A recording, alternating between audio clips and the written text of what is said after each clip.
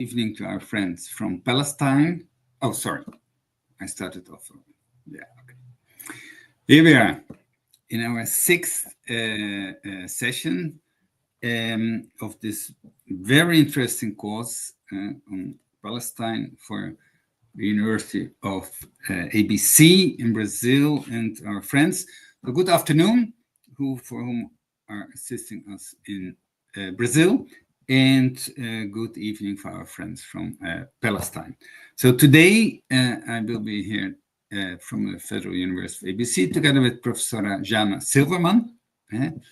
And I, as we always do, I give the floor to Ragda of the International Corporation of Birzeit to present our honorable guests who will give the lecture today. Please, Ragda, the floor is yours. Thank you, Doctor, and good afternoon to all of you. It's a pleasure, as always, to meet you again with the sixth lecture about Palestinian women. With my two guests. I won't take long. I will just give you a brief about each of our professors here before giving the floor to them to start the lecture. The first speaker will be Dr. Lena Meari. She's an assistant professor of cultural anthropology at the Department of Social and Behavioral Sciences and the Institute of Women's Studies at Birzeit University in Palestine. She receives her PhD in Cultural Anthropology with a designated emphasis in Feminist Theory and Research from the University of California, Davis. I'm sorry. She has a special interest in the geopolitics of knowledge production, subject information in colonial context, decolonizing methodologies, decolonial, feminist theory and practice, and revolutionary movements. Dr. Lena's publications include Sumud, a Palestinian philosophy of confrontation in colonial prisons.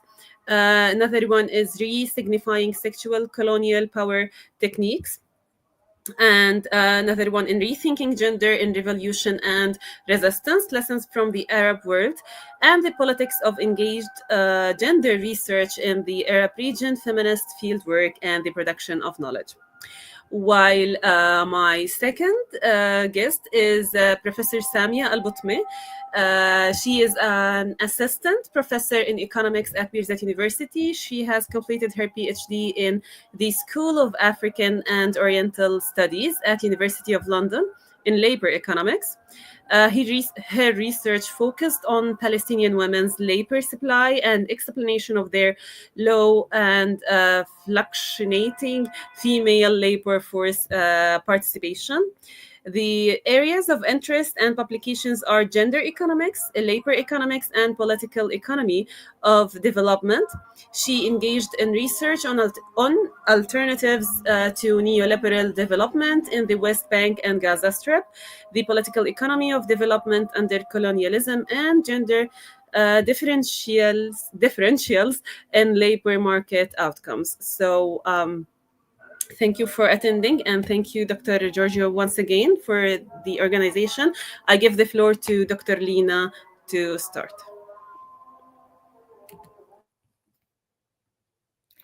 Thank you. Okay, good evening, everyone. And I would like to thank everyone who are engaged in critical, political, and ethical work in solidarity with Palestine and the Palestinian people, a solidarity seeking to liberate us all and build a radical humanity, justice, and emancipatory future. Before starting, just please allow me to begin by honoring my people who are still at these moments facing one of the most horrific operations of genocide and ethnic cleansing by the settler colonial Zionist state, killing to date more than 44,000 Palestinians, including 12,000 women. In addition to destroying most housing units in Gaza, most schools, universities, hospitals, bakeries, mosques, churches, cultural centers, and workplaces, in an attempt to eliminate the Palestinian people by destroying their present and future life. I believe that it is our duty to record the atrocities against our people, not just as victims, but also as the people who will survive and resist. In today's session, there will be two presentations, one by me about Palestinian women's movements and the struggle for liberation, and a presentation by my colleague Samia Al-Botmeh about the political economy of Palestinian women's economic engagement under colonialism. To address the topic of Palestinian women in the struggle for liberation, I will begin by providing some introductory remarks on how we should approach the analysis of the situation of Palestinian women. This is important because approaching women in the global South in general and the Palestinian Arab women in particular had been distorted by colonial, orientalist, Eurocentric analytical frames. Women are not abstract subjects. They are historical subjects contextualized in their material conditions and confront structures of oppression and exploitation at the local and global levels, which include colonialism, imperialism, capitalism, racism, white supremacy, and patriarchy. These structures of power are intertwined and create multiple and transforming formations of masculinities and femininities. These formations and the working of entangled structures of oppression need to be studied and analyzed in nuanced ways and in context.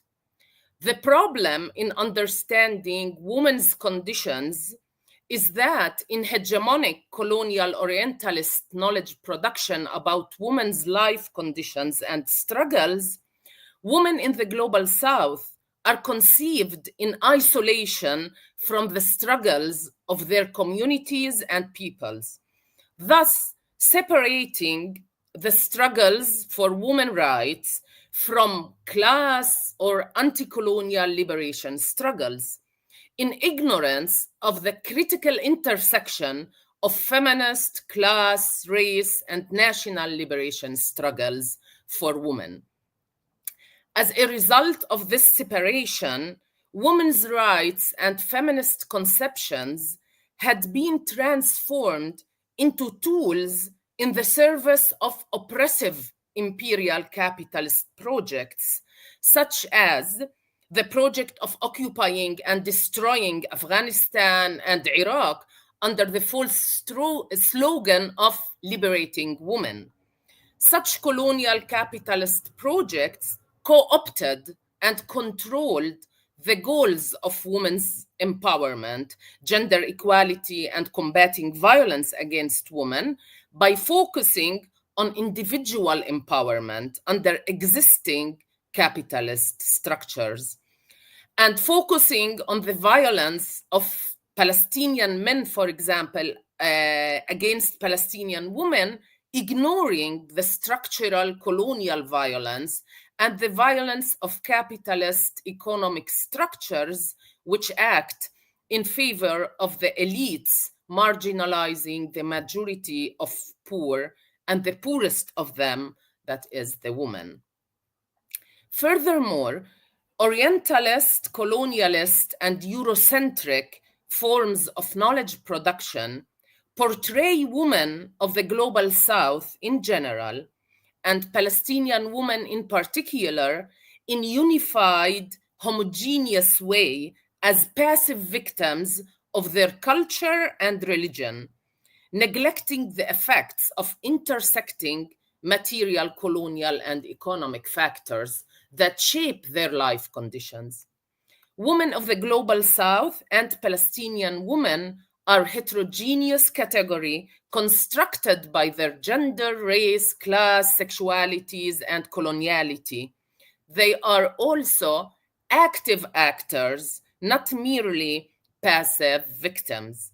They engage in resisting the specific and intertwined forms of oppression and exploitation that limit their life opportunities and their emancipation, as well as the emancipation of their communities and peoples. Hence, to talk about Palestinian women within the settler colonial project they live in, we need a decolonial theory and decolonial feminism. In contrast with most writings on Arab women's conditions, which adopt analytical frameworks that overlook the structural basis of women's oppression, a decolonial feminist approach seeks to grasp the visible aspects of domination and oppression while simultaneously exposing the structural nature of these oppressions. This dual process assists us to make sense of their experiences and struggles under conditions of war and settler colonialism in late capitalism, and lays the ground for formulating a transformative feminist methodological approach. A nuanced analysis of the current conditions of Palestinian women and the different forms of violence they have been confronting since the Nakba and through the current genocidal eliminatory war waged against them and their people, we need to contextualize and historicize the broader specific form of colonialism they were born into and their roles in the struggle for liberation. My own historical positionality can provide a window into the settler colonial structure we as Palestinian people and as Palestinian women faced since the late 19th century. My family originated from the Palestinian village Al-Birwi, which was destroyed by the Zionist forces during the Nakba in 1948. Its indigenous inhabitants, including my family, were expelled, becoming refugees, but still struggling for the right to return. My village is one of 530 villages and cities destroyed by the Zionist forces during the Nakba, which is the Zionist aggressive ethnic cleansing operation, which was executed against the indigenous people of Palestine, and backed by Euro-American capitalist imperial powers in order to instate Israel as a colonial base in the middle of the Arab region, hindering the interests and inspirations of its masses. Like my entire generation, I lived the consequences of the Nakba and embodied its hardships and agonies through the stories of my grandmother, stories full of pain and hope. I don't think that the Nakba, or I don't perceive the Nakba as a historical event, but as a continuing structure characterizing settler colonialism. The settler colonial regime in which I lived my entire life is a violent machine, a continuing and expanding eliminatory project that aims to eradicate the indigenous people and dispossess their lands to replace them with settlers. This project has gender dimensions and effects. I perceive the current genocidal war against my people across historic Palestine, from the river to the sea, and specifically in Gaza, as the continuation of the settler colonial racist logic, which considers indigenous people as subhumans worth of killing, torture, and elimination. In this context, we need to understand what Israel is committing against the Palestinians in Gaza, including against women, by targeting women because they consider them the biological bearer and reproduction of Palestinian future life. Within such context, we can discuss the roles of Palestinian women in the struggle for liberation. Palestinian women participated in the national liberation struggle throughout the Palestinian history and had established many women's movements. The involvement of Palestinian women in organized political activism goes back to the beginning of the 20th century. This involvement began in 1921 when the first Palestinian Women's Union was created in Jerusalem and came to exemplify the organic link between national liberation struggle and social struggle. Palestinian women's activism had been since then linked to the Palestinian national liberation struggle. This wasn't an exception, because in her book, Feminism and Nationalism in the Third World, Kumari Jayawardena traces the women's movements in the Third World and argues that feminism had originated from the specific struggles of women against colonialism. The British colonization and the succeeding Zionist settler colonial project in Palestine had instigated Palestinian women's activism and political participation as a response. This necessitates us to shift our perspective from seeing the emergence of women's movements and women's activism out of pure gender agendas to understanding the different contextual conditions that instigated women's political activism and empowerment in colonized societies. In his classic work, A Dying Colonialism, Frantz Fanon analyzes the Algerian Revolution against the long-lasting French colonialism in Algiers. And he considers the transformation of the Algerian woman as a result of her revolutionary commitment and engagement. Fanon asserts that the radical change could not occur without having profound repercussions on the other components of Algerian family life, society, and the cultural values. We can see that the Palestinian women's participation in the national anti-colonial liberation struggle, even though this participation was not mobilized out of feminist desires, but out of anti-colonial desires and commitments, it had also affected a critical change in Palestinian women's gender roles and resulted in their empowerment. The political participation of Palestinian women did not stop after the Nakba. Despite the devastating conditions of the Palestinian people who became scattered and separated from their homeland. Between the years 1948 and 1967, Palestinian women initiated charitable organizations aiming at supporting the orphans and elders, as well as the families affected by the expulsion. These organizations had also worked with Palestinian poor women, aiming at integrating them in vocational trainings.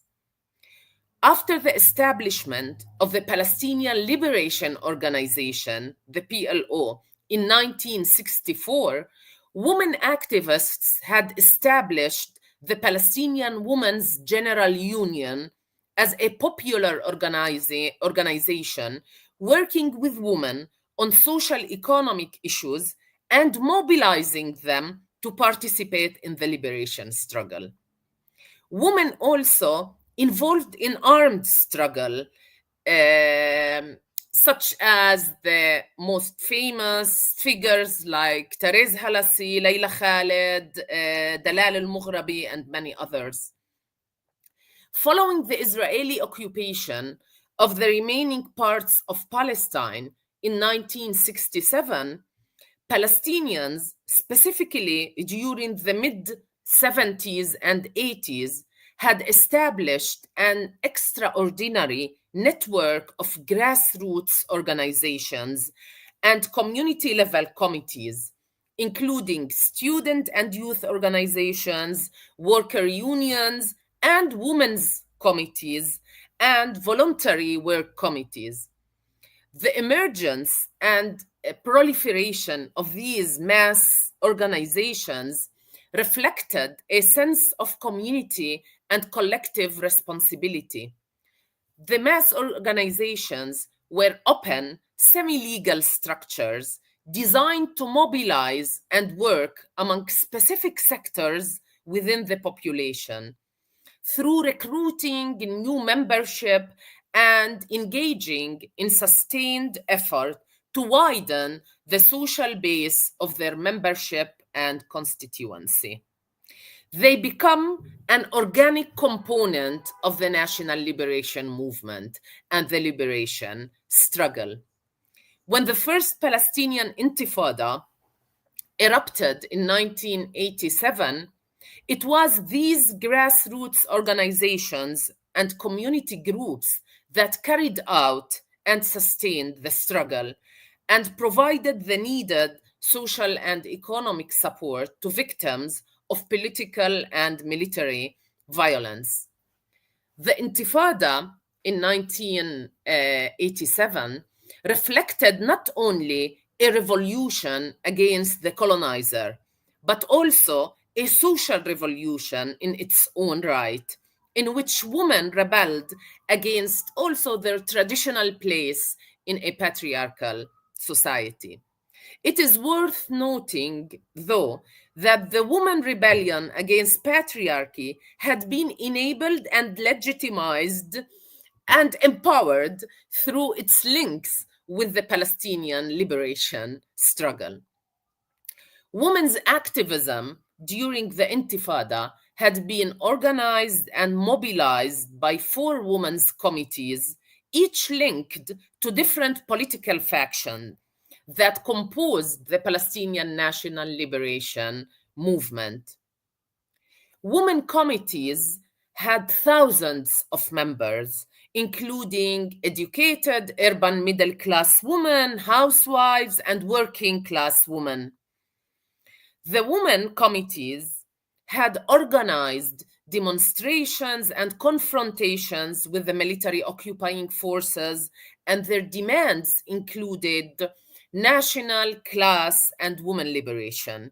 Women's committees had also established women's productive cooperatives that contributed immensely to economic self-sufficiency, or what was called the Sumud economy during the Intifada. The women's mass-based organizations had a crucial role in consciousness raising and delivering much-needed services in areas of health, education, agriculture, and daycare. The signing of the Oslo Accords in 1993 constituted a rupture in the history of the Palestinian struggle for liberation. The Oslo Accords not only changed the Palestinian Liberation Project into a state-building project under the continuation of the colonial rule, it also transformed the political culture of Palestinians in the West Bank and their organizational structures. One of the main post-Oslo transformations was reflected in what is called the NGOization of political activism. or what Rima Hamami calls the professionalization of politics. Throughout the post-Oslo years, the Palestinian mass organizations, including the women committees, were deliberately invaded by overseas funding from Western capitalist organizations.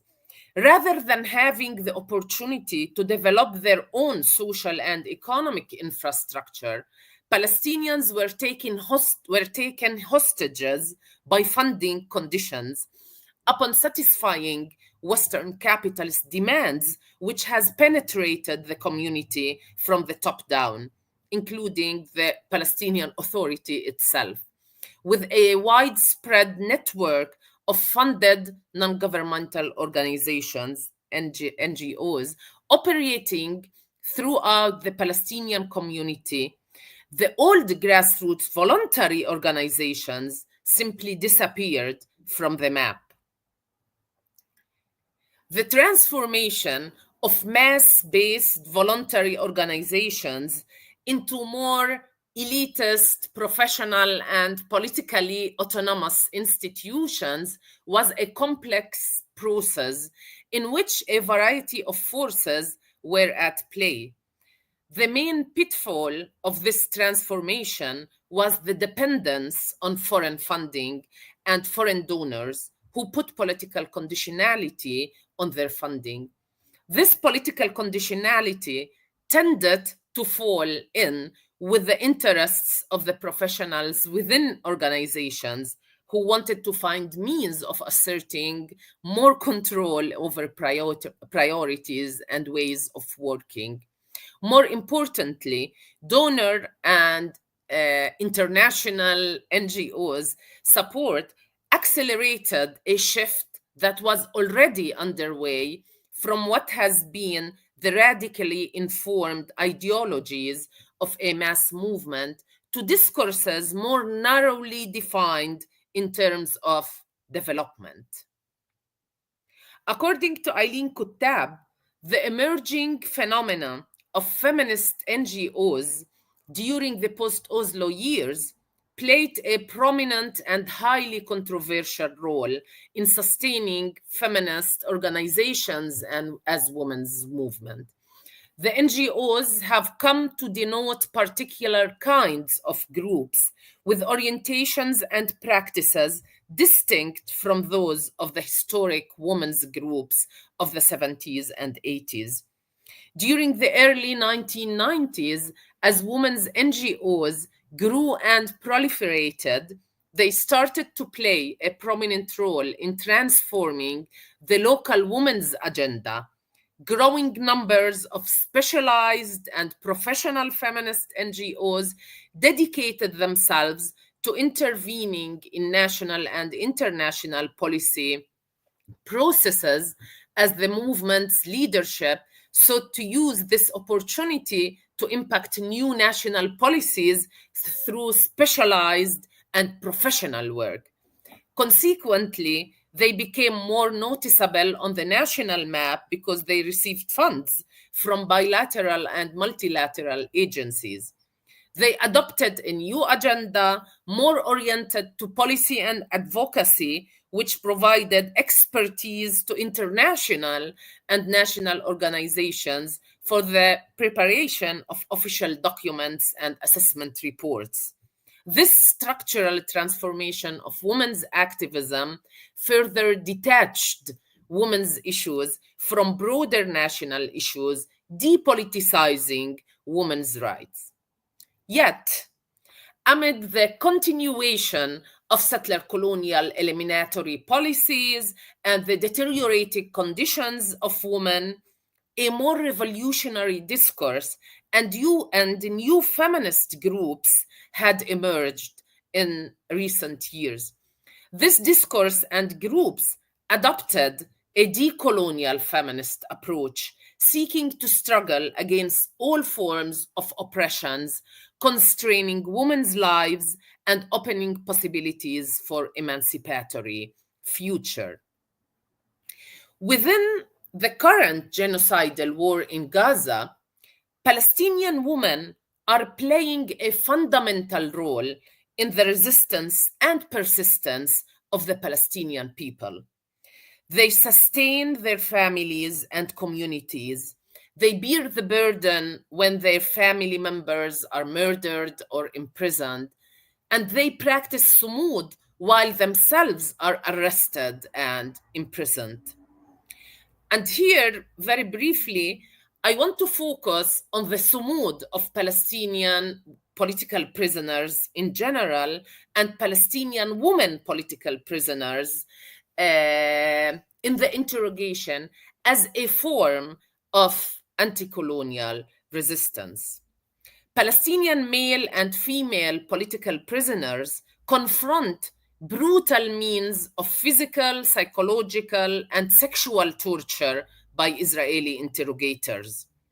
Sumud in the context of the interrogation means not to confess by refusing to cooperate with the interrogators. Sumud relates to the arrest and interrogation as a space for continuing the struggle rather than ending it. In each moment of the interrogation, the Palestinian in Sumud engages in the invention of strategies to practice sumud. These include the constant regeneration of affective relations to others, such as the mothers of comrades, and to the beloved. The Sumud's web of relations include Palestinian martyrs and captives, and all those who incarnate revolutionary sentiments. The political convictions of the Sumud enmesh with her web of relations, and the Sumud involves in continuous inventions of forces for sumud, including the recitation of revolutionary songs. I want to go, so I don't take much of the time. Okay, usually the Israeli security agency interrogators deploy sexuality and gender conceptions in their interrogation techniques in order to subjugate Palestinian strugglers. Palestinian women strugglers resisted and re-signified these techniques through the enactment of and the practice of sumud. The practice of sumud by Palestinian female and male strugglers opened up the possibility to destabilize the significations of the sexed body, to subvert women's daily life routines and social customs that establish women's bodies and sexualities in a fixed manner, and challenge the fixed associations between the female body and the meanings of women's dignity and honor within Palestinian society and the colonial perception of it.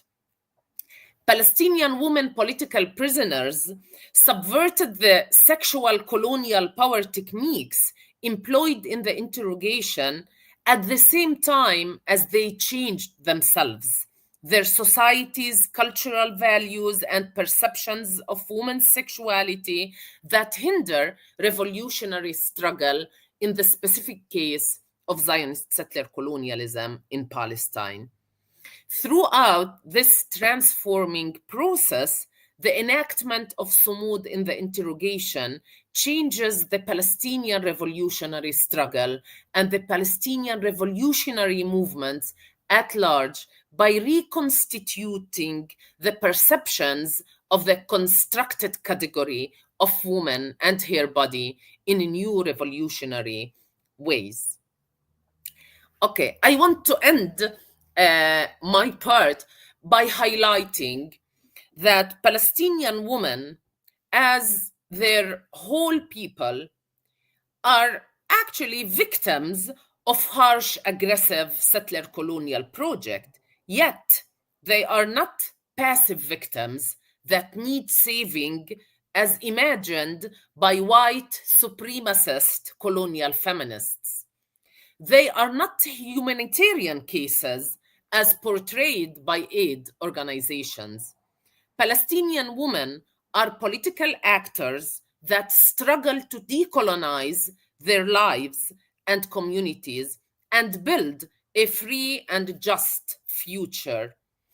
Palestinian women demand political radical solidarity from revolutionary feminists who believe in dismantling all forms of oppression everywhere.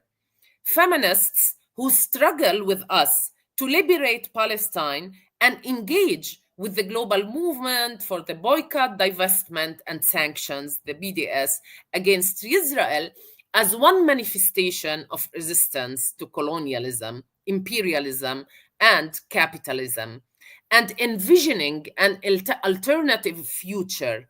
Feminists who build a joint cross-movement and transnational feminist revolutionary solidarity with Palestinian feminists, and strategize with an anti-colonial lens around local and international BDS activism in feminist movements.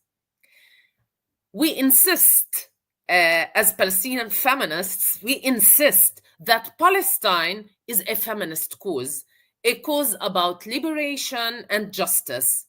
The struggle for decolonizing Palestine is interconnected to the struggles of all oppressed peoples who endured and continue to endure colonization, imperialism, exploitation, and racist dehumanization.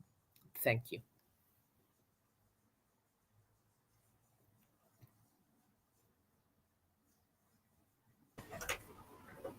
Thank you, Dr. Lena. I believe now we need the presentation for Dr. Samia's lecture.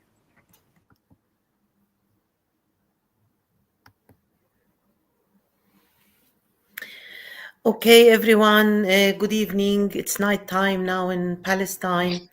Thank you for Lena for such a powerful presentation. Let me start also with saluting the struggle of my people and your solidarity with our struggle, be it in Brazil or around the world. My presentation will actually tackle probably we can call it an example or a case of what Lena has explained more broadly and more thoroughly. My focus will be on the case of how the intersection of colonialism as well as capitalism actually shapes the lives of Palestinian women and results in repercussions that are profound to their lives and very much have an impact to undermine their existence, undermine their capacity to engage in their everyday life, political and economic. My focus will be on how women engage in economic activities under colonialism. Palestinian women, so if you could please move on to the next slide. Palestinian women tend to take part, like women around the world, all women around the world, in economic activities. Yet they have one of the lowest participation rates or lowest engagement rates in the economy in the world. The region as a whole, which is the Middle East, has a very minimal engagement of women in economic activity.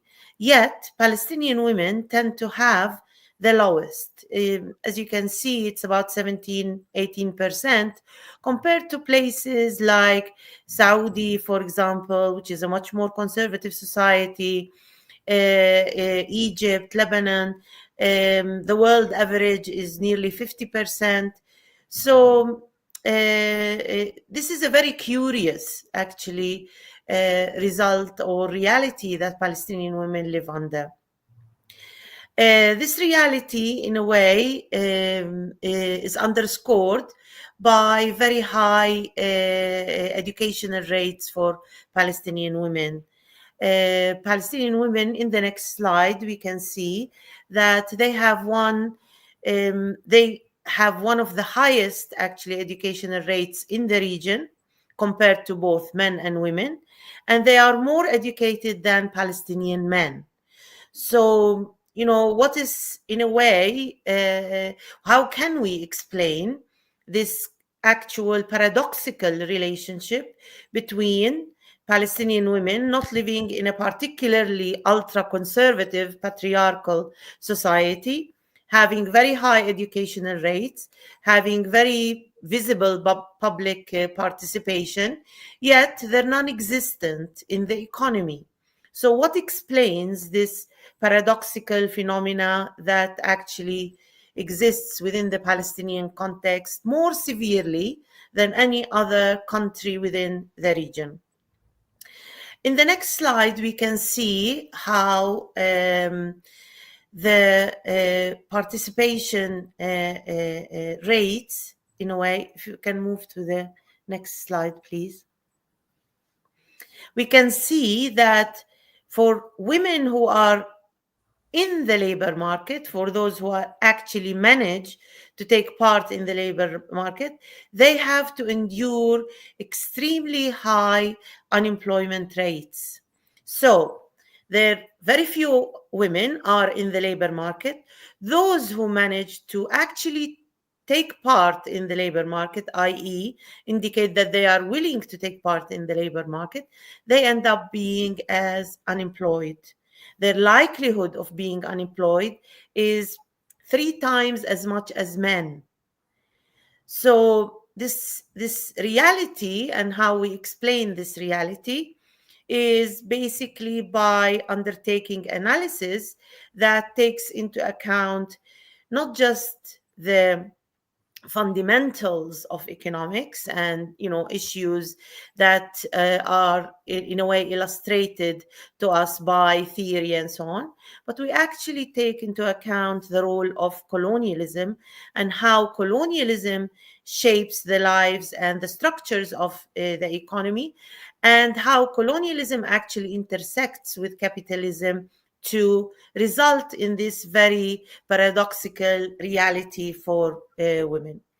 In our next slide, we can see an interesting phenomena taking place within the Palestinian context. We have the contribution of the agricultural sector and the manufacturing sector to the entire economy. As we can see, the trend is downward. This means that these two sectors have been declining over the years, and the sector that has been rising is services. Now, women around the world, no matter where they are, in developed or developing countries, work in 3 main sectors, no matter where they are. These sectors are manufacturing, agriculture, and services. Hardly any women work in the construction sector. This applies to Brazil, this applies to Japan as very much as it applies to Palestine. The same with the transport sector. Hardly any women, any significant numbers of women work in the transport sector. Women are just found in these 3 sectors. Now, the decline of the manufacturing and agricultural sectors mean that basically women have no place in the labor market in Palestine, since they only have one sector open to them, which is the services sector. Now, what shapes this reality? Why are these 2 sectors declining? What lies behind the decline of the sectors that normally everywhere employ women? In the next slide, we can see that the employment of these 2 sectors has also been declining.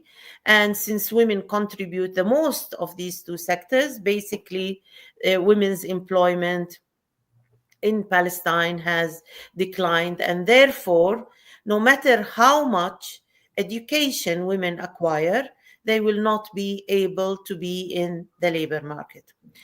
Now, what shapes this reality? Why are these two sectors declining in terms of their size, but also in terms of their labor? In the next slide, we can see basically that colonialism shapes the developmental process in a manner where the control over all sorts of economic policies is in the hands of the colonial power, Israel. There is a structured dependency process that is manufactured, whereby Palestinian imports, exports have all to rely on, even labor have to all to rely on the colonial power. Fiscal revenues also are very much controlled by Israel and utilized to subjugate the Palestinians through withholding fiscal resources, including taxes and so on. Now, these policies have worked to undermine the productive capacity of the Palestinian economy. We'll see how this productive capacity starts to decline in the next slide. We can see an illustration of the economy as a whole, how the economy moves. And you can see the economy is actually fluctuating. This figure is a very funny figure, if anything. This says that basically in 1 year, our growth rate is 15%. In the next year is minus 10. We call it the yo-yo curve. The yo-yo curve because it's basically a very sarcastic form of curve. It indicates a very fragile economy, a very nonsensical economy. At one point in time, we are actually competing with the Chinese economy. The following day, we are below the ground. Now, the reality of the construction of this economy starts to show by a number of factors. In the next slide, we can see how colonialism actually works to fragment the land and in a way create a control of the colonial power over resources. The dark yellow or orange parts are the parts controlled by the Palestinians, and the lighter parts are controlled by both the Palestinians and Israel's colonial measures. Yet the white part of the map is totally controlled by Israel. So it's land that is confiscated, it's water that is confiscated, it's resources that are confiscated. In the next slide, we see more clearly what Israel does to undermine the capacity of this economy. On the left-hand side, we see this dark-colored line, and then we have white parts. This is an apartheid wall that Israel built. Now, this apartheid wall has actually confiscated 10% of the land that was annexed to Israel, but it actually confiscated 95% of the resources, of the water resources of the western part of the West Bank.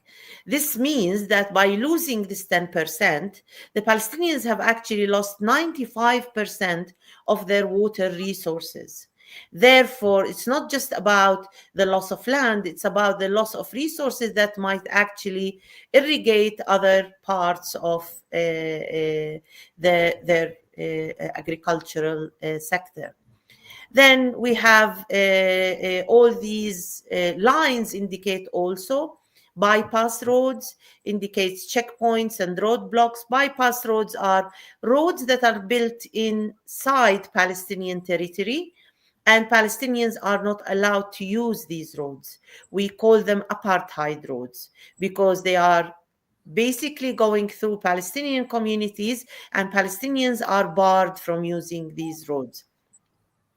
There is a continuous demolition of structures, be it homes, be it farms, be it establishments, productive establishments, and of course the building of settlements within Palestinian land have all undermined both the capacity of Palestinians to utilize agriculture, but also to utilize manufacturing. If you can't import or export freely, if you can't get hold of natural resources and input materials, if your structures are continuously demolished, then it doesn't actually pay to engage in economic activities. In the next slide, we see that basically this reality is compounded by the face of capitalism, neoliberalism, and how neoliberalism actually strengthens the power of colonialism. So colonialism, in a way, undermines the productive sectors, erodes the capacity of the Palestinians to engage in their economy, particularly women, and neoliberalism comes to reinforce this reality. Capitalist structures focusing on individual professionalism, individual creativity, individual competitiveness, while structures of power and hegemony around you are basically working to undermine not just individuals but communities. This means that the manner with which capitalism works and the manner with which it individualizes its conduct of economic activity enables colonialism to entrench itself within the Palestinian reality. Women have been in a way, at the forefront of losing as part of this intersectionality between capitalism and colonialism. In the next slide, we see that Palestinian women have not been passive victims of this process. They're demanding that there is recognition of the role of settler colonialism in formulating the reality of their lives.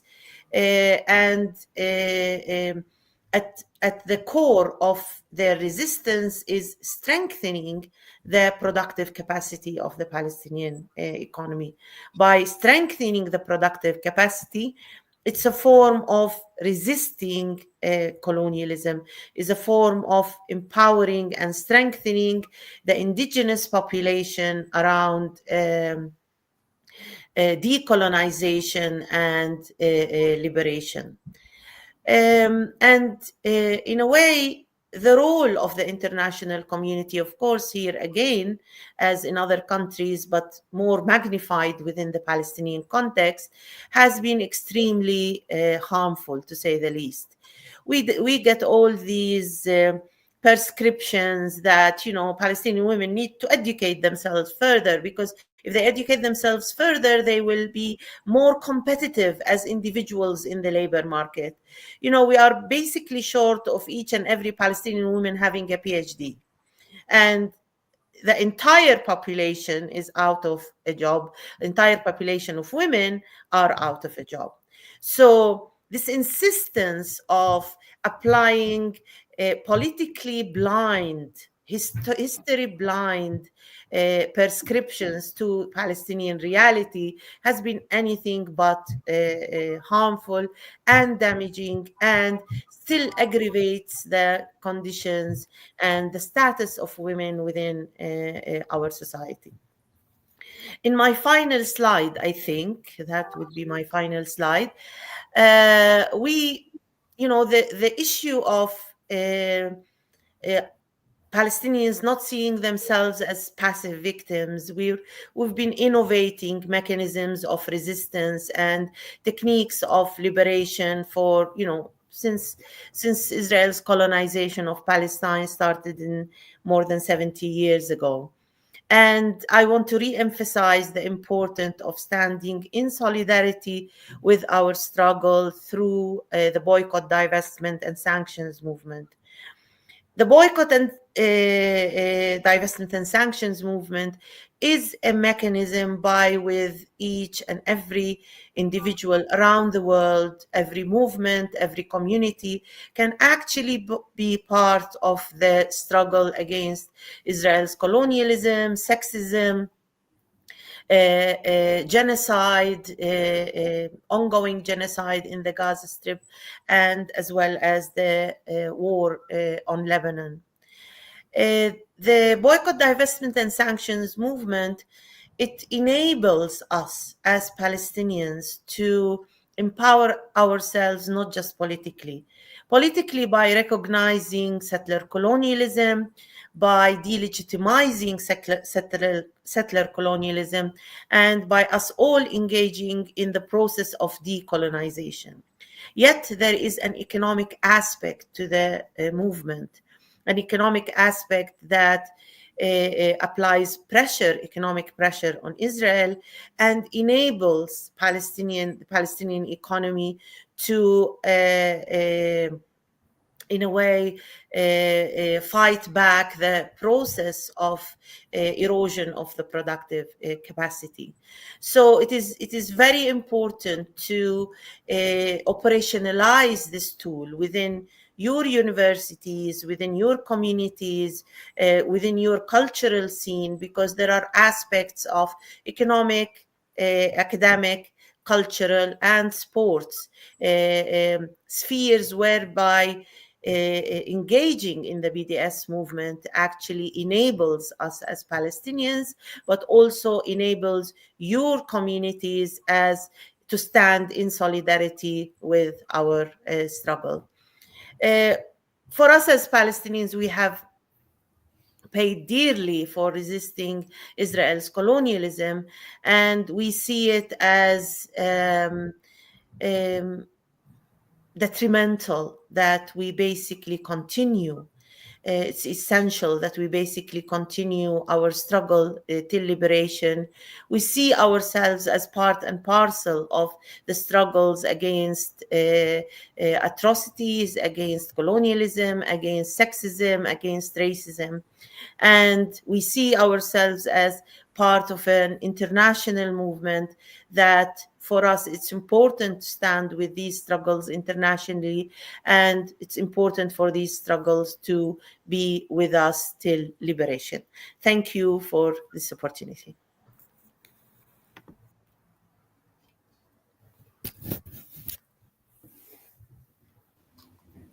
Thank you so much, Dr. Samia.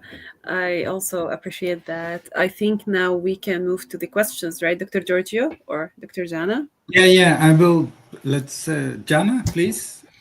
Sure. Thank you so much. No, first, I just want to thank once again my colleague Giorgio, also Ragda, for being the backbone behind this absolutely incredible initiative.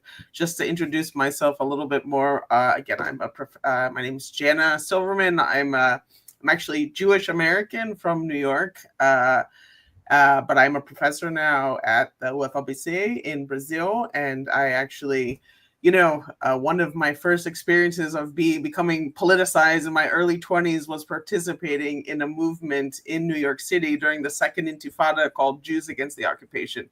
And as much as we are in incredibly dark times when it comes to this liberation struggle for the Palestinian people, I think one of the things that at least I get very encouraged in seeing large numbers of Jewish Americans now, young people, rising up with Palestinians in support of this cause, because I believe, as someone whose family also was victims of a genocide, it is our own moral and political obligation to end the genocide against the Palestinian people and end this cruel, illegal, and immoral occupation that has been happening since, even before the Nakba, as you all know so much better than me. So it is an absolute honor and pleasure to be on this call with you today. So that aside, again, also really want to thank Professor Lena and Professor Samia for your really, really engaging and brilliant presentations. Just to throw out a few initial questions, and I know we have some students already, other participants who are thinking about their own questions that we'll do a few rounds of questions. So my question first for Professor Lena. I'm just really interested in learning a little bit more about, how are women, Palestinian women, in the face of this, the political situation of Palestine, how are women activists able to fight against, for gender equality, against gender-based violence, against gender stereotyping, and not fall into this sort of, and not get tractored by this sort of, kind of this anti-colonial reductionism that would sort of invisibilize the struggles of women. And so that would be one question. And the other question, maybe to complement that, is if you could talk, are there any specific strategies of solidarity that women are in the West Bank are using in solidarity with their sisters in Gaza? And for Professor Samia, I particularly found your presentation very engaging because I myself study labor economics, but I study it in Latin America. So I really, really enjoyed hearing your insights. I guess my question would be more, in terms of thinking of any possible perspectives of the rebuilding of Palestinian productive capacity, whether it's in agriculture or industry and the economy in general, like what would be the role, again, thinking about it from the perspective of Brazil and, the BRICS, the global South, which Brazil is, very, is a leading player of, like, what could be the role of foreign direct investment coming from Brazil, development assistance coming from a country like Brazil, and then tied to that, what do you see as kind of the role of women workers in this future project of rebuilding the Palestinian economy? So once again, thanks so much.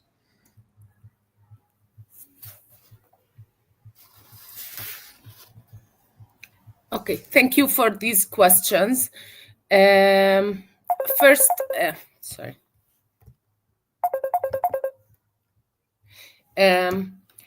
first, as I think that for Palestinian women activists and for Palestinian feminists to engage and think about women's emancipation, women's empowerment, we need two things. The first is to deconstruct the colonial knowledge production about women and their issues, because it's the colonial knowledge production about women is not just in the realm of academy and knowledge production.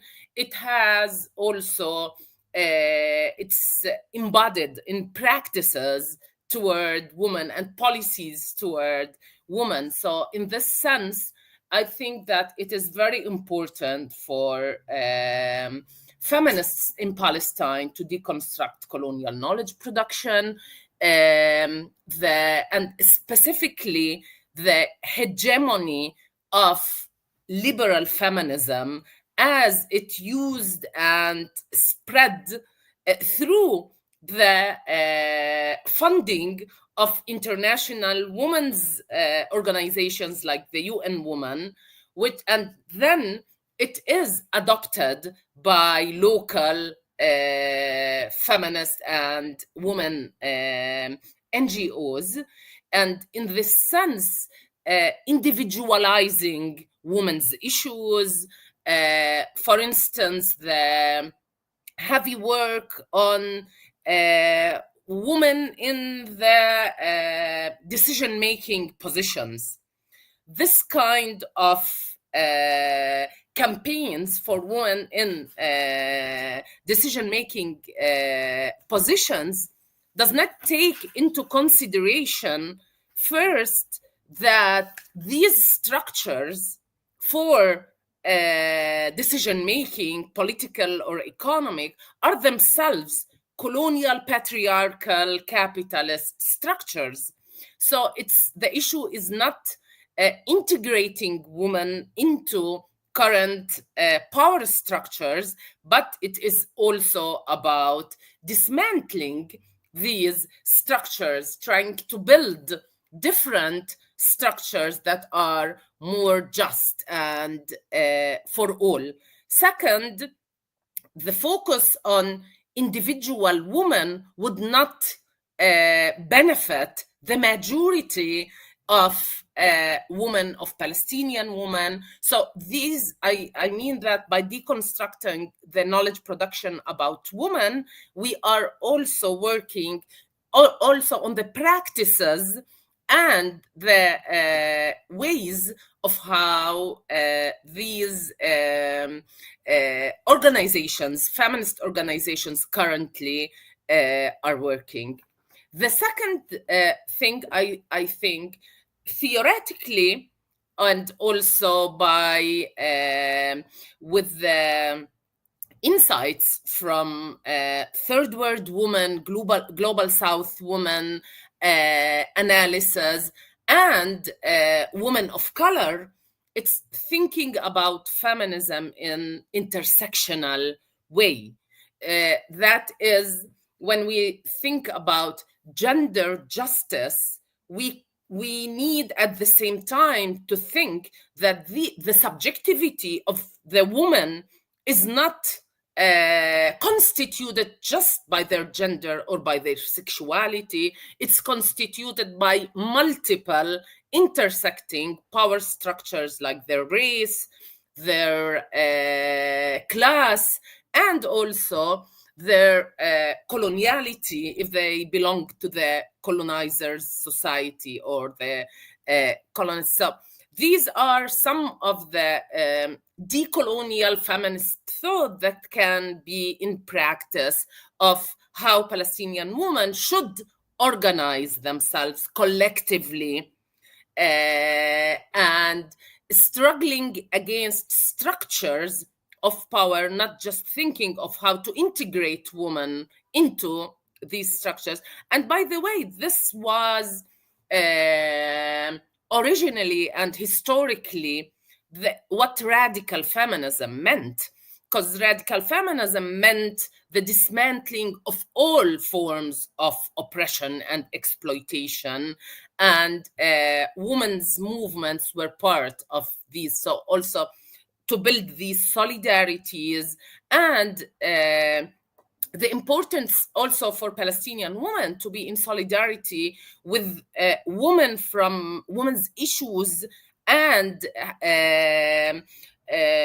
oppressions, exploitations that they are facing. So how to build these solidarities on the basis of understanding the specifics of each, and at the same time also highlighting the common structures of oppression and exploitation that are working worldwide.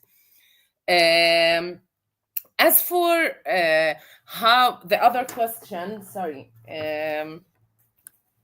about how women in the West Bank and women in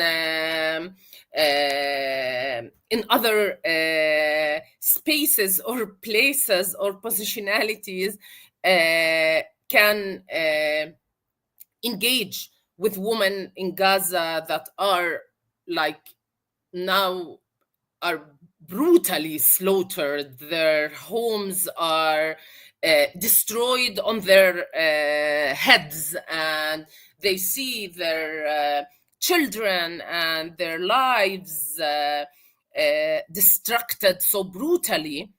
I think that this is one of the things that we here and in different parts of the world feel a kind, and I think that that's exactly what these power structure of Zionist colonialism want us to feel: despair, helplessness. We can't get to Gaza in order to be to be there and to build together, to build hope and to rebuild our future. There are something we are doing. We at Birzeit University, for example, we have this initiative of currently, while the universities in Gaza are destroyed and most of the professors and the students, like they are displaced, those who still alive, they are displaced. We have this initiative of the online teaching of Gaza's university students, including the female students. This is also an opportunity not just to provide knowledge, but it's also to be with them and to reconstruct the links and the feeling of one nation and one people. So these are some of the things. All right, thank you so much. I'll just briefly comment on the two questions Jana posed to me.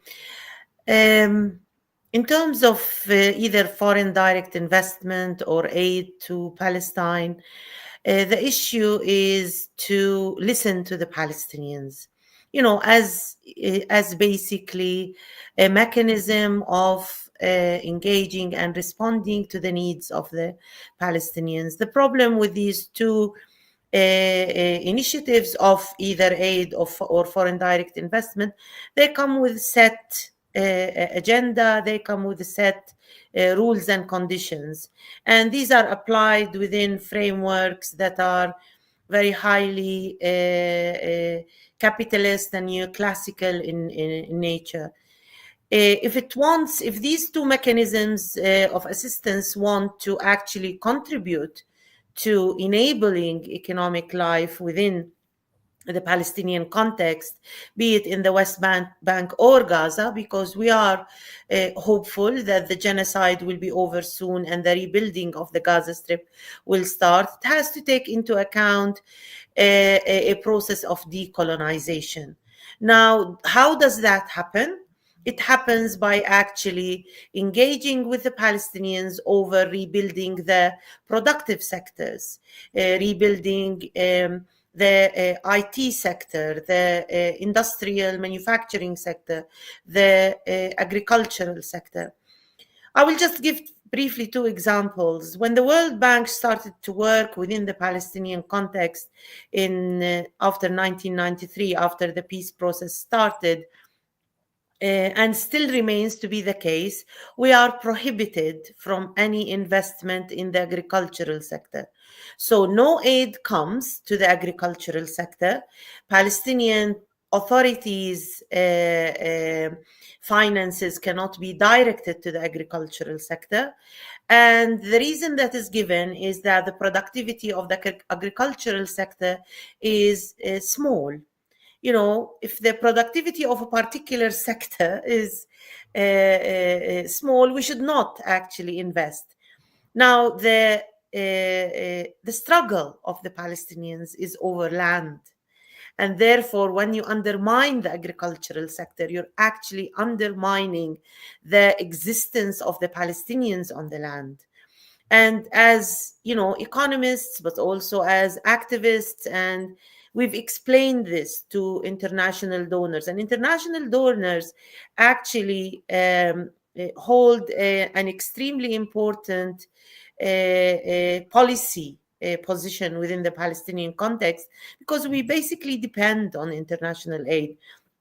And hence, international aid actually enabled the process of colonization since 1993. And if you look at the statistics, you can see the expansion of the settlements is much bigger after 1993. And this is done in cooperation with foreign direct investment and international aid. So for us as Palestinians, we want to enable these sectors, not just as sectors that actually employ and maximize income and so on, but these are political sectors. We know that the productive sectors are not economic sectors, they're political, social sectors. By destroying the productive sector, you're undermining the economic, political, social cohesion of that sector. And Israel understands that. Colonialists, the first thing they do, be it the case of India, be it North Africa, be it Latin America, anywhere in the world, the first thing a colonialist does is undermine the productive sectors. Because if you do that, you're undermining the society, not its capacity to survive economically, but its capacity to politically, socially, and economically survive. So for us, we understand that. And therefore, our demand would be, direct your aid to sectors that enable political and economic empowerment. It's not just about individual incomes and individual labor generation. Now, the role of women are very articulate. They're very well positioned to understand all of this. They have huge initiatives in terms of cooperatives to try and reimagine these sectors and jumpstart these sectors. Women are at the forefront of these initiatives. They're using alternative methods of starting either individual initiatives or collective cooperatives, and trying to build these within communities and together with solidarity with other groups and women around the world. So it is important to listen to those who are colonized. This is part of the empowerment process. This is part of the decolonization process. Great, thank you. I mean, I think you made an excellent point about the role of work and production as being a structural pillar for society, right? That keeps families, that keeps communities together. It's not just a question of this sort of neoclassical vision of, making sure that people, individuals are economically sustainable, right? But the idea of looking at it from a sort of a labor-based community, community-wide perspective. So I can have I have obviously many more questions I could ask myself, but I think it's time to open it up to questions from the students and members of the other members of the UFABC community who are watching this program today with us. So the first question is a little bit more on the academic side for Professor Lena. And so the question is, thank you so much for sharing this perspective on the oppression against Palestinian women.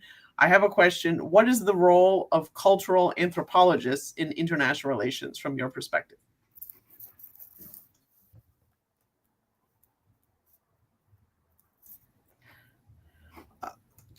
Okay.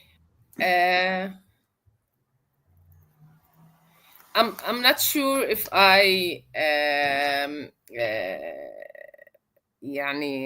understand exactly what you mean by the role of anthropologists at international relations, but I can think of the form of knowledge that anthropologists can contribute to many or to different levels, but I have to start with first, when we think about the role of anthropologists, it's important also to think very deeply and very critically about which anthropologists do we mean? Because anthropology as a field in itself had originated from the beginning in the service of colonial domination of colonized people and of indigenous people.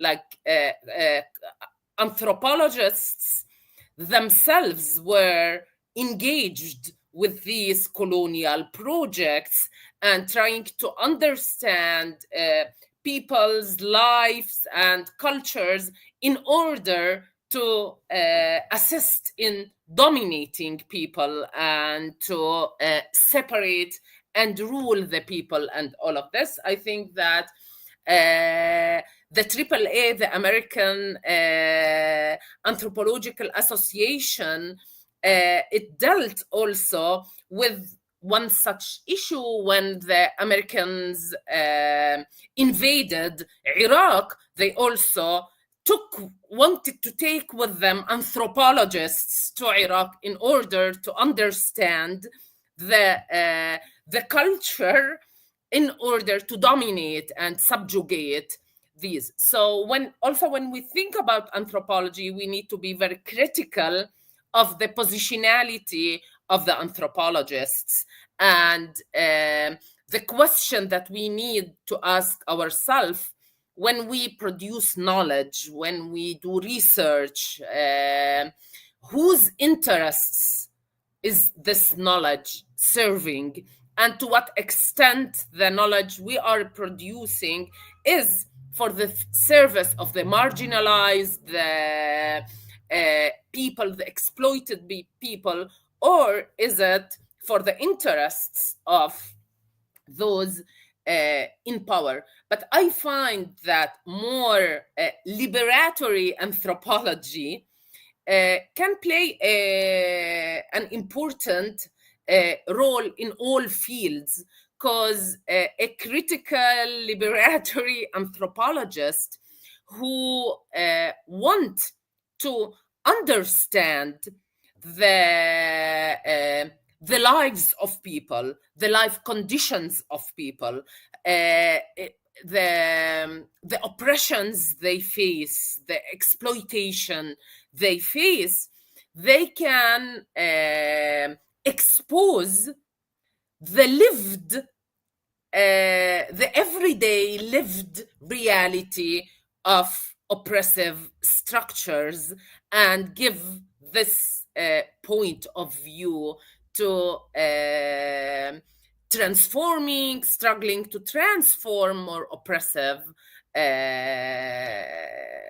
like international structures. No, great. And I think that's also referencing what you said earlier in your talk about intersectionality and approaching feminism and the struggles of Palestinian women from an intersectional perspective. Obviously, very crucial to adopt that perspective, but also it needs to be a perspective that's not just academic, right? Intersectionality has become something that's very, even though it's a product of the real life struggles of women of color around the world and oppressed women, but now it's been something that's very much been become in the ivory tower, right? And it's really exciting to see academics such as yourself who's rescuing that sort of tradition of community engaged, feminism and intersectionality studies, right? So yeah, but and maybe if I can just one. Sure, of course, yeah. Because I think that like revolutionary feminism is about analysis and practice. You analyze in order to change, in order to transform the world into a more just world.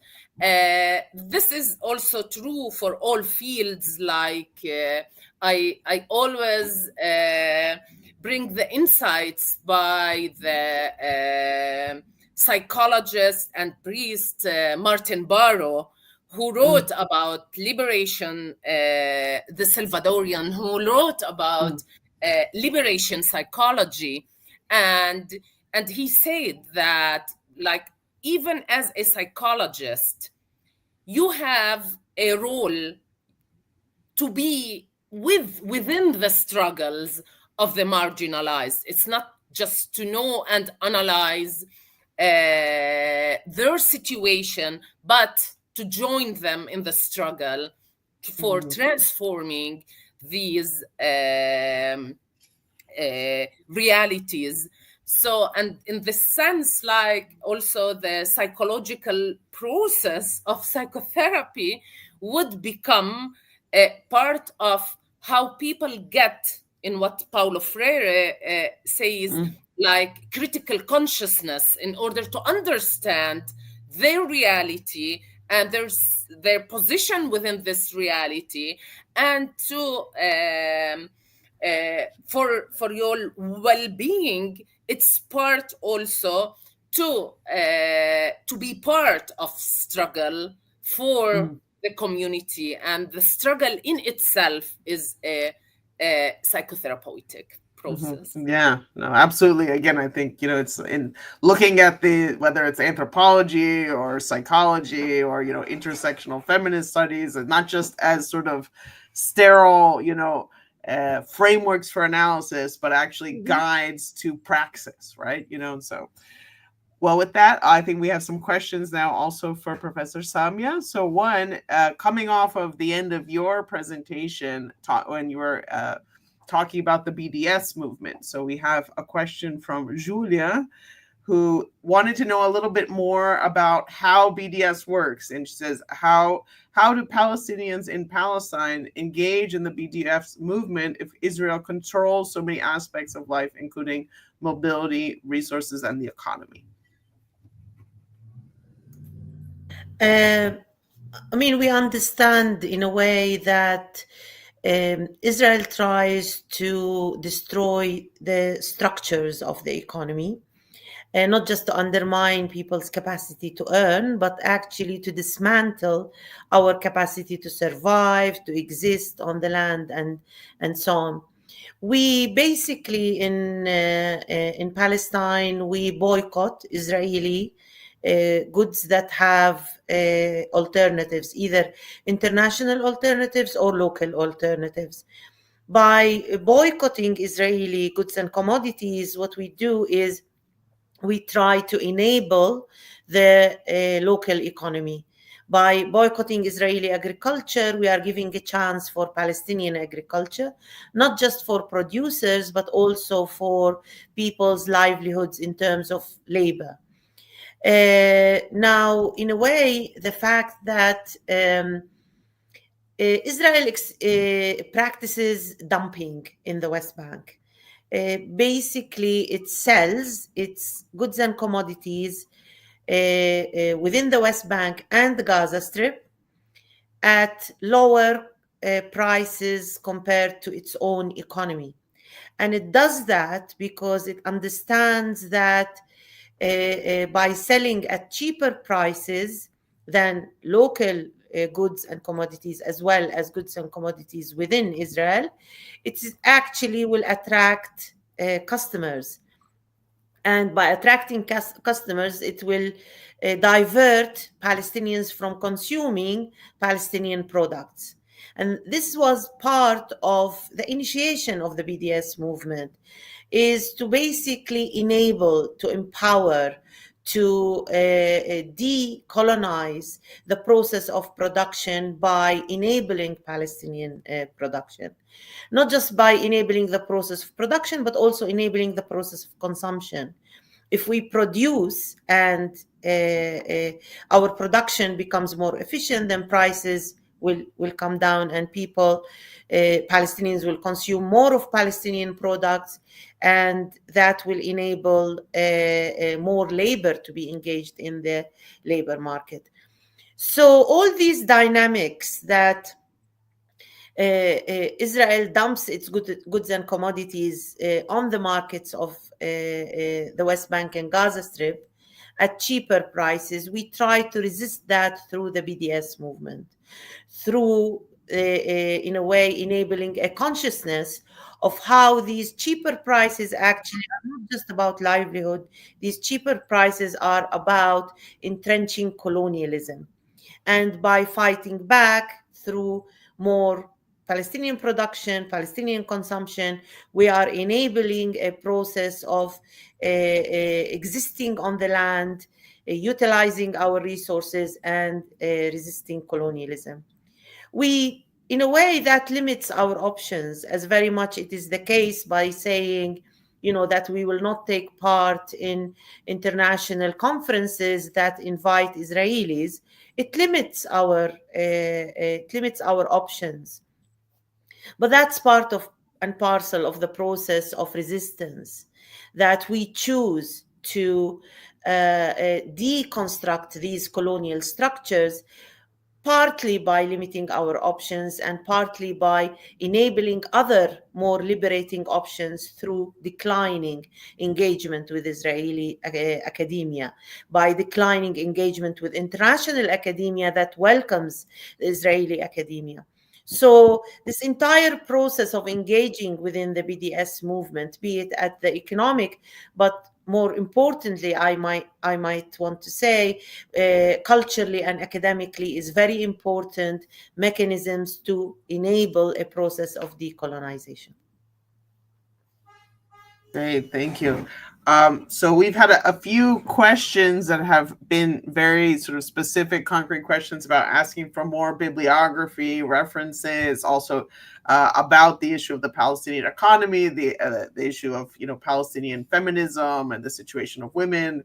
Also, some specific information questions about how to get more databases on Palestinian economic data. I know Professor Giorgio, and together with the professors from Birzeit, will be compiling a list, a sort of a bibliography list that will be distributed to the participants at the end of the course. But again, if you have any specific, if there's anything, any really good books or articles you'd like to share with us today, feel free to do so. So now another question for Professor Lena, also not an easy question again, from a student named Gabriel Semereni. So his question is, throughout the past few months, we've witnessed the sharp contrast between, on one hand, Kamala Harris's campaign mobilization or neoliberal, or according to some, imperial feminism, and on the other hand, the cruel reality experienced by women in Gaza and Palestine in general. At the same time, mainstream feminist movement in the West, I would say mostly led obviously by white women, and seem to have failed to join into Palestinian solidarity protests. In the face of this reality, do you still believe in transnational feminist solidarity? And what would this solidarity ideally look like, in your opinion?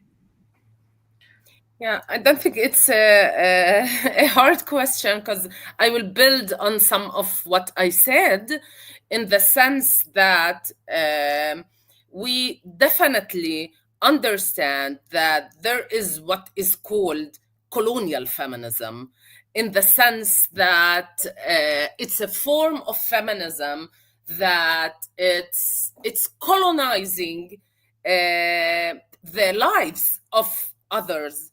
And that's why when we talk about intersectionalism and when we talked about transnational feminism, we are talking about transnational feminism of feminists, radical feminists, revolutionary feminists, who are really, they are biased for the people, for the majority of the people, for their interests, for the masses of women, and not for the elites. So this form of elitist, colonial or capitalist feminism, it exists, and we can see it everywhere. On the other hand, we do have connections and links with feminists who are part and work with indigenous communities, indigenous people all around the world, in Latin America or in North America, Turtle Island.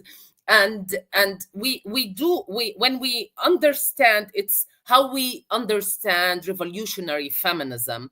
And unfortunately, as I said, feminism was co-opted in the service of colonialism, capitalism, neoliberalism, and individualism as a form of domination and control. So when we talk about transnational feminism, we're talking about liberated feminism, about decolonial feminists who have to be in solidarity with each other. For me, like talking about Kamala Harris, we can also remember Madeleine Albright, for example. She was when she was asked if the siege on the Iraqi people and the occupation of Iraq, which resulted in the death of millions of children and women and Iraqi, is it worth it? And she said, yes, it worth it. So for me, it's not like woman doesn't equal feminist, and that's why we said that we need to start, our point of departure is deconstructing colonial feminism and like also exposing how feminism had been co-opted for dominating and exploitative projects. Great, thank you. I said only easy questions today from our participants, right?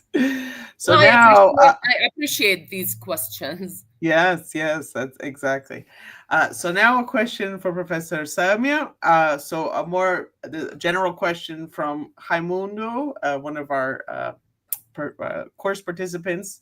So his question is, can you explain more of the strategies adopted by Palestinian women to strengthen the productive economy in Palestine as a strategy of resistance? And if I can, I'd like to add on another piece. Think about resistance in the form of working class resistance. I don't know if you could maybe talk a little bit about what's the role of Palestinian women workers in the Palestinian trade union movement? Indeed. First, I just want to say a few words about data and bibliographies. I think, we can send you that. There is no need here to waste the time of the lecture. Palestinian economy and Palestine is very well documented for many reasons. So we do have an extremely elaborate sets of data, be it at the aggregate level or at the micro level, and raw data and so on, which is available for use. And we have also very elaborate analytical studies and research, which we can share with you each in our own area, Lena and I. Now, in terms of women's strategies for, playing more of an engaged role, women have been at the forefront of trying to reconstruct the process of rebuilding the Palestinian economy. This has been taking place at various levels through education and through engaging in strategizing, but also through engaging in protecting the land. Very much of the time, Palestinian households and families engage in agriculture, and this engagement is, I would say, 90% by women. They engage in either very subsistence forms of agriculture, but also subsistence forms of manufacturing and so on, with a very good understanding that they are actually protecting the land. They are protecting their existence on the land. They are protecting the capacity of the Palestinians to innovate, to create, to generate, to build, to, in a way, bring together the society and protect the society. Now, women have been at the forefront of all of that. It comes at a high cost of actually them being marginalized in terms of their livelihood, but they do it because they realize that livelihoods are connected to the cohesion of the entire society. So this reality that women live, and this reality that women struggle actually to continue to engage in, has been at the core of our community's survival. And this might happen actually at an individual level, but also it might happen at a collective level. And here where it comes the role of cooperatives and engagement, not for the purpose of maximizing profit, but the purpose of maximizing production, maximizing engagement in productive activities for the purpose of protecting the land, hence protecting the existence of the people on the land. In terms of engagement in the trade union movement within the Palestinian context, the history of the trade union movement has been very much politicized, as is the case in many other countries. It's been very much focused on political engagement of the Palestinians, and therefore you see the trade union movement very much aligned with political factions. Women have become very much more engaged in the trade union movement in terms of articulating the strategies of the movement, but also engaging in building their, in making their contributions visible. I mean, we understand from an economic perspective that very much of the work that is done by women is economically marginalized. It's invisible. It is not counted as an economic contribution. So Palestinian women have been engaged within the trade union movement to make this contribution visible. The unpaid care economy of taking care of your family, taking care of your subsistence production, this is all outside the sphere of economic production. You know, we don't count this. This is, we consider this as marginal. Now, Palestinian women have been fighting to bring this effort, this production, this process of protection, and this process of decolonization into light. And I think, in a way, having to live under a very harsh capitalist reality, but also a very harsh colonial reality, and being aware and working towards achieving decolonization has been very much shouldered by women more than men within the Palestinian context. Yes, I mean, I can only imagine, in a context in which sort of the sphere of paid production is so fragile, just imagine that makes the task and the importance of social reproduction through this unpaid care work so much more fundamental, and so much more, even that much more fundamental and important for society, I can imagine. So another question as we're coming down to our last 10, 15 minutes or so, going back to Professor Lena, also another not very easy question, this time from Bianca. So her question is about what would be the best sort of analytical way to understand the participation of women in groups that are, Islamic-based groups that are participating in the struggle for national resistance. Is there a space for Islamic feminist activism in these groups? Mm-hmm. I want to give a brief introduction to answer this question. Sure. First, I think that with the modern colonial capitalist logic, there is like the constituted dichotomies. One of these dichotomies is between the secular and the religious. And like in building this dichotomy as if the secular is progressive, ethical, while the religious is the violent and the regressive and all of this. And I think that this dichotomy is not true. We can see like the violence of the secular, and on the other hand, we can find liberation in theology, like the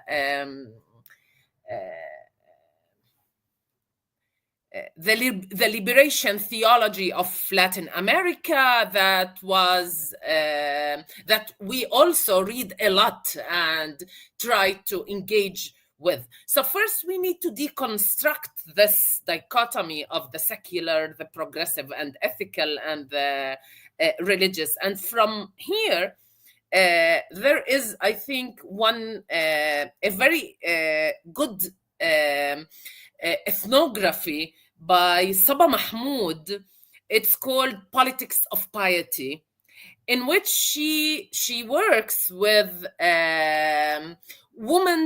Islamic women's groups in Egypt. And she posed this question for feminists. And she say, how do we deal with Islamist women who believe in God, and that's how they believe, that's how and they work through their religious subjectivity? Do we say that they have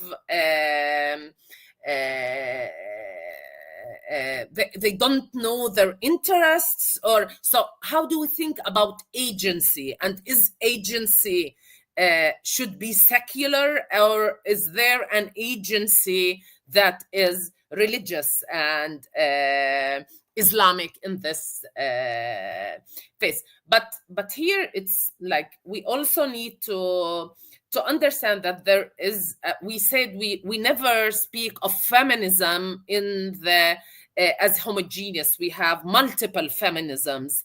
One of the strands of feminism in the Arab world and in the Islamic world is Islamic feminism.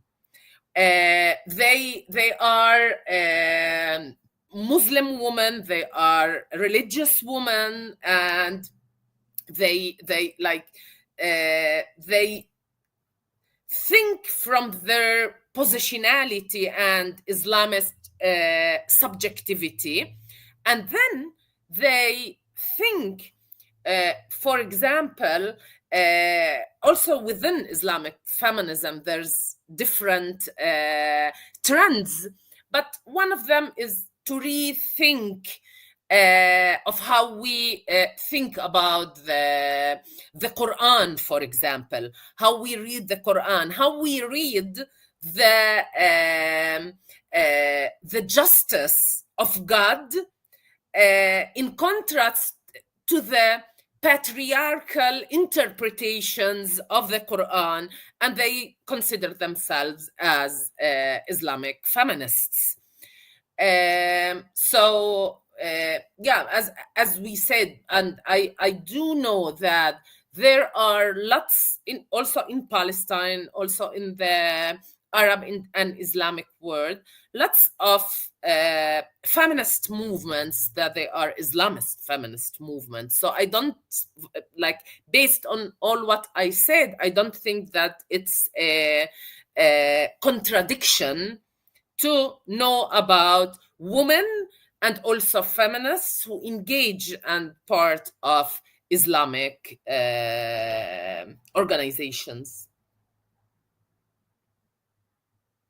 Wonderful. Thanks for all that very rich context. Again, I think, to help us understand that feminism is not a monolith, and feminism, much less, is only represented by that kind of glass ceiling feminism that we saw, very much personified by the Hillary Clintons and the Madeleine Albrights. And as we see now, we're going to see the Tulsi Gabbards now, all these other women who are starting to be appointed now in the new administration of Donald Trump, which we can only hope is not as bad as we can imagine it will potentially be.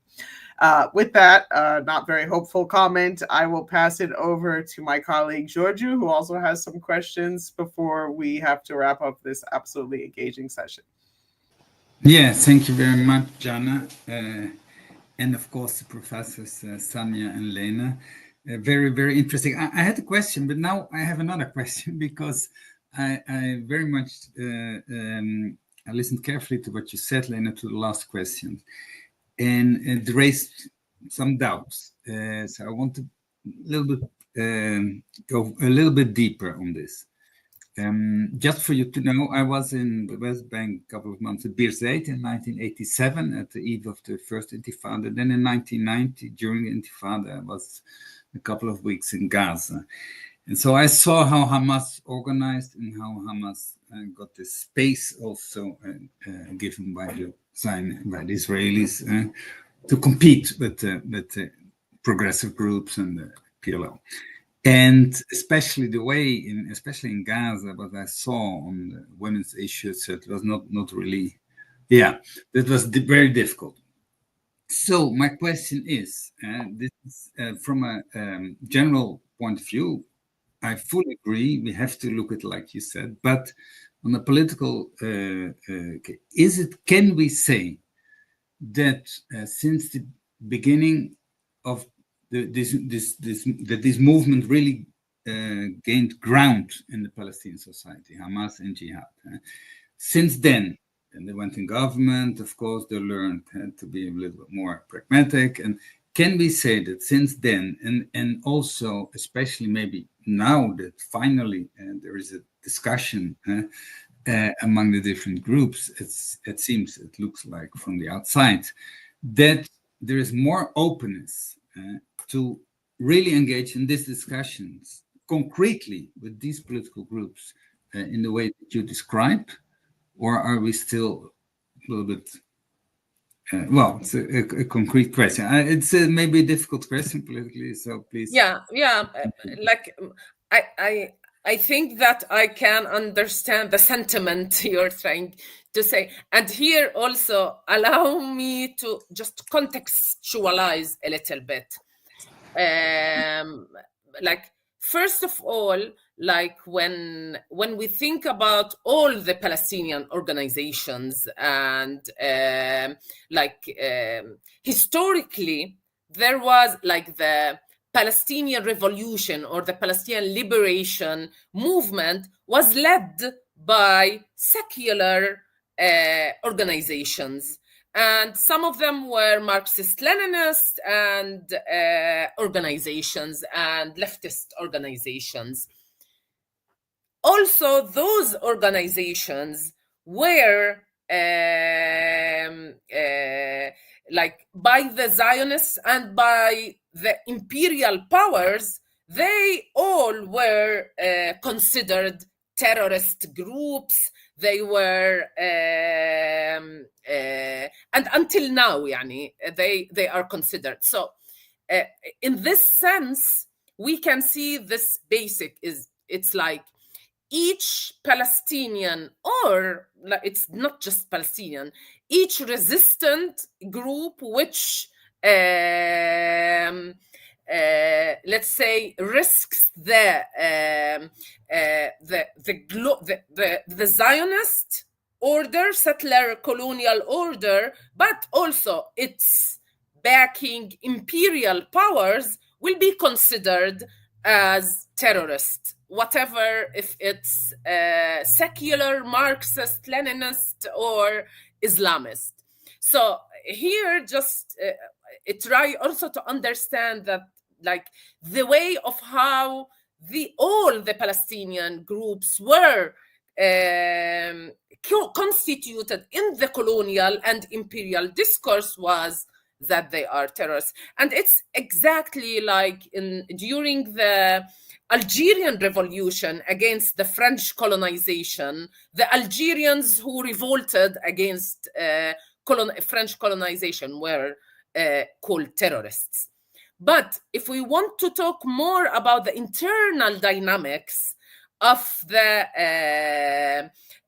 Palestinian more Islamist groups like the Jihad Islami and Hamas and their gender dynamics, there's lots of things that we still don't know. But I remember when there was the first deal exchange of the prisoners, there was something that I saw. We can't look for it now, but we saw lots of qassamiyat. There were women from Hamas, part of the Hamas qassam, which is the military troop, and they were there with their uniform, with their Hamas military groups uniform. That's something that I wondered, but we can't understand it now. So here there's something which was for me interesting, but this also might come back to their like women's position in the Palestinian society, but like more broadly in colonized societies. It's like the discussion about women's roles and positions are entangled with the roles in the liberation movement. And here this makes things more complicated to think of these are Islamist, regressive, patriarchal groups. In the Jihad Islami, for example, I know historically that like one of the first military operations they undertake in the late 80s, it was by a woman.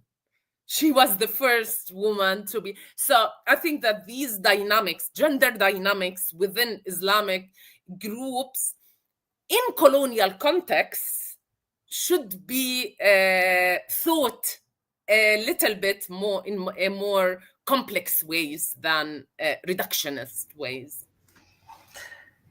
Yeah, that was a great answer. It's really great. I think we have to really, open our mind. It's very optimistic also, and I think that's the way we should look at it and see. I have one more question, John. Is it yes? One quickly. We only have 2 minutes left. But no, it was mentioned today, and it was also mentioned in other classes. Extremely. Critical view of the ONGs after the Oslo Agreement, the funding that came in, and which had depoliticization, provoked the depoliticization, and But I wondered because again I saw it was before the first Intifada, but I saw all these groups.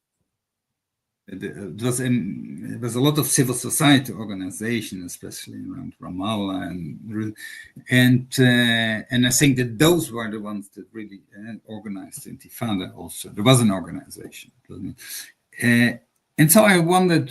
But these organizations, of course, they have their own agency. So we have the same problem in Brazil, of course, during the military dictatorship. There were a lot of ONGs, etc. But it's not just if there is an ONG that comes, then there's, of course, there is this agency of the organization as well.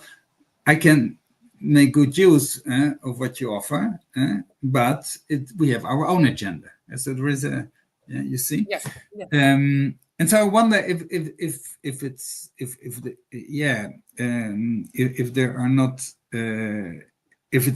they're not let's say, differentiations, for example, if there are not cases that it was useful for the agenda of the Palestinians. It's about agenda setting, of course, in the way that.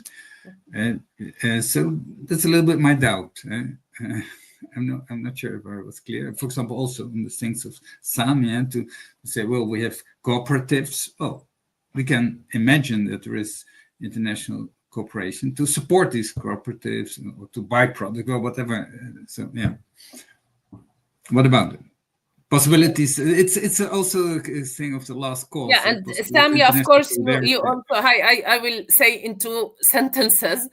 I think there was, and it's not just in Palestine, there was like an agenda to de-radicalize leftist revolutionary organizations in Palestine, in Latin America, in the Arab world, in Africa, and this this was one of the tools, because there's like your organizational structure when you're voluntary mass movement. You work with the people. You are part of the people and their needs and interests.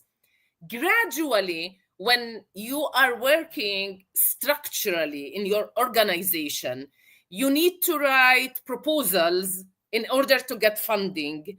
And then you need to write reports about your projects. Then your activism becomes a project, not something accumulative with the people, with the masses, loyal to your leftist ideals of working with the masses. And gradually, there will be more and more funds, more and more conditionalities. And conditionalities is not just to come and tell you you need just to do that.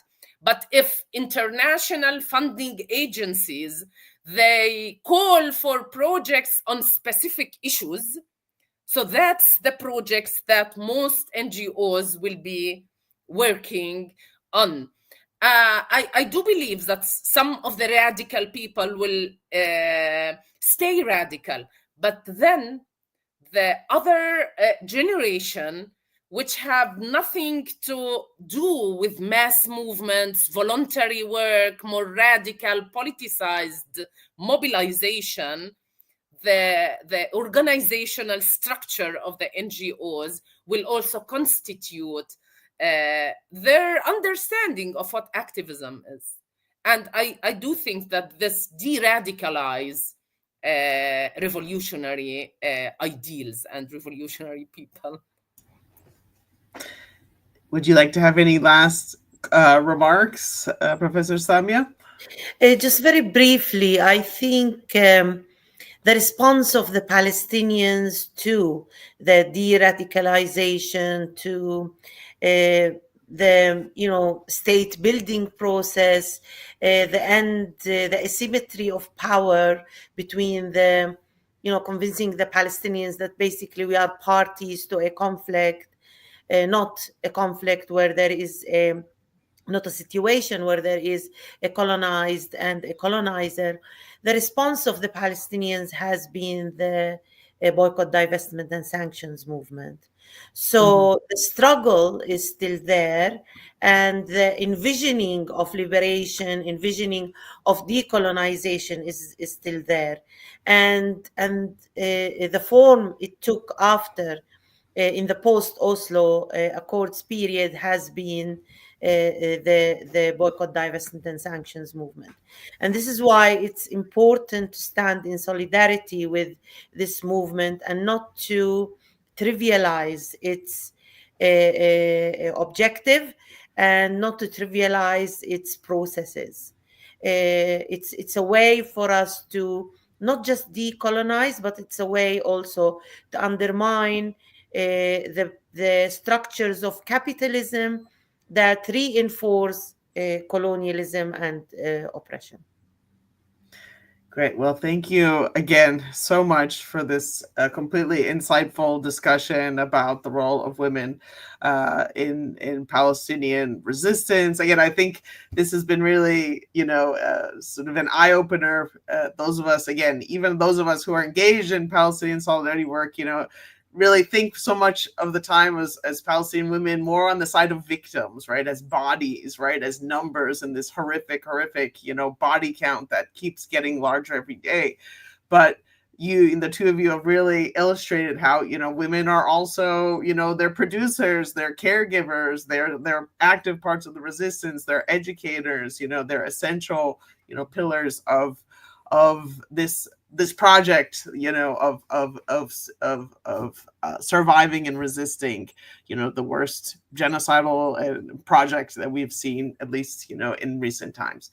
So again, our total solidarity, and in that same vein, just for our for the people who are watching, who are participating in the course, 2 announcements. There's going to be a protest. That, as you know, next week is going to be the meeting of the G20 in Rio de Janeiro, here in Brazil. So on the first day of the official meeting, on the 18th, so on Monday at 10 o'clock in the morning, there's going to be a peaceful protest for in solidarity with Palestine in Cinelândia. And then also on the 29th of November here in Sao Paulo, there will also be a protest in solidarity with Palestine as part of the International Day of Solidarity that's been called. And then also, equally important, a reminder that we have 2 more classes left in this course on November 19th, on Tuesday. We're going to learn more about Palestinian culture from Professor Lamis Abbas. And then the final class will be on November 21st, so a week from today, on the perspectives of resistance and international solidarity with Professor Sundus Hamad. So unless Giorgio or Hagda have any last words, just want to thank everybody once again for participating in the course in today's incredible session. And as we say in Brazil, a luta continua, the struggle continues. Yeah. I also want to thank Jana for your excellent coordination of this course, and Lena, Samia, and always Ragda, of course. It is really an excellent experience. Thank you very much. Indeed. Thank you all for attending. Thank you. Thank you, everyone.